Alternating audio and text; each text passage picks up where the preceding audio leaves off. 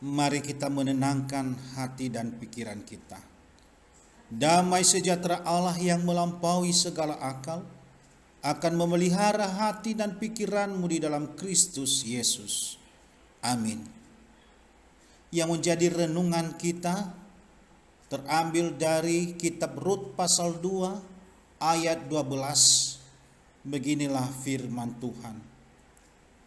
Tuhan kiranya membalas perbuatanmu itu, dan kepadamu kiranya dikaruniakan upahmu sepenuhnya oleh Tuhan Allah Israel, yang di bawah sayapnya engkau datang berlindung. Saudara-saudari, apakah yang paling mahal dan jarang ditemui dalam dunia pada masa kini? Apakah kepintaran? Apakah kerendahan hati? Apakah kebijaksanaan? Ataukah emas dan permata? Jawaban atas pertanyaan di atas mungkin kita bisa menjawabnya sesuai dengan konteks kita masing-masing. Tetapi adakah kita mengetahui bahwa hal yang paling mahal dan jarang ditemui pada masa kini adalah kesetiaan? Dengan mudah kita bisa melihat bahwa sekarang manusia tidak setia atau tidak lagi mempunyai karakter dan sifat setia dalam dirinya. Kehilangan sifat setia dalam diri seseorang bisa terjadi oleh beberapa faktor.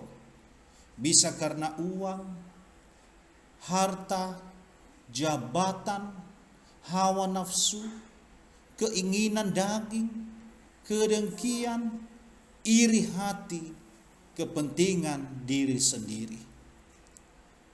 Melalui firman Tuhan pada hari ini, kita belajar tentang kesetiaan dari seseorang yang bernama Rut. Ia adalah seorang perempuan Moab yang bersuamikan orang Yehuda. Setelah suaminya meninggal, ia tinggal bersama-sama dengan ibu mertuanya yang juga seorang janda bernama Naomi. Disinilah kesetiaan Rut diuji ketika ia diminta oleh ibu mertuanya untuk meninggalkannya dan pulang ke negerinya Moab.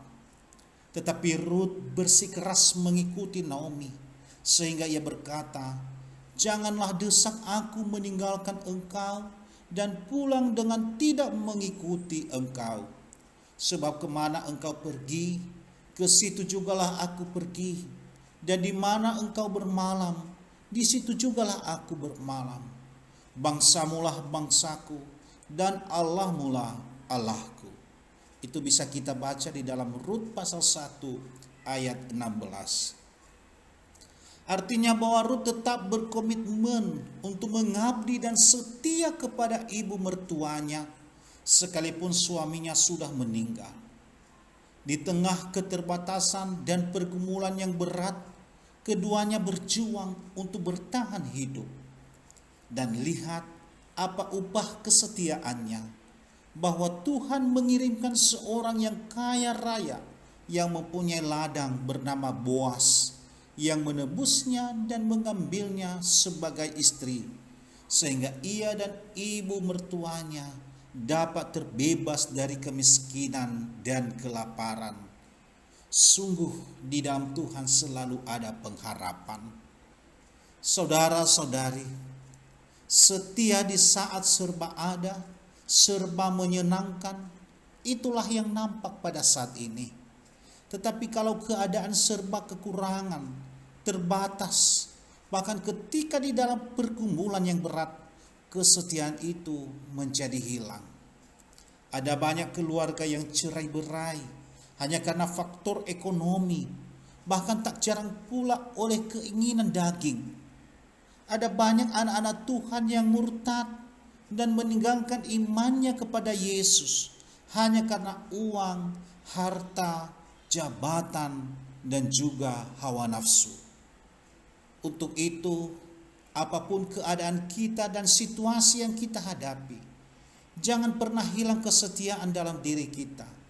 Setialah selalu, karena di dalam Tuhan tidak ada perkara yang kebetulan. Ia punya banyak cara untuk menolong dan memberkati umatnya. Amin. Kita berdoa. Terima kasih ya Tuhan atas firman-Mu yang telah kami renungkan pada saat ini. Kami belajar tentang kesetiaan yang dinampakkan, yang diperlihatkan oleh Ruth kepada mertuanya Naomi. Di dalam keterbatasan, di dalam kehidupan pergumulan yang berat, ia tetap setia untuk mengikuti Naomi.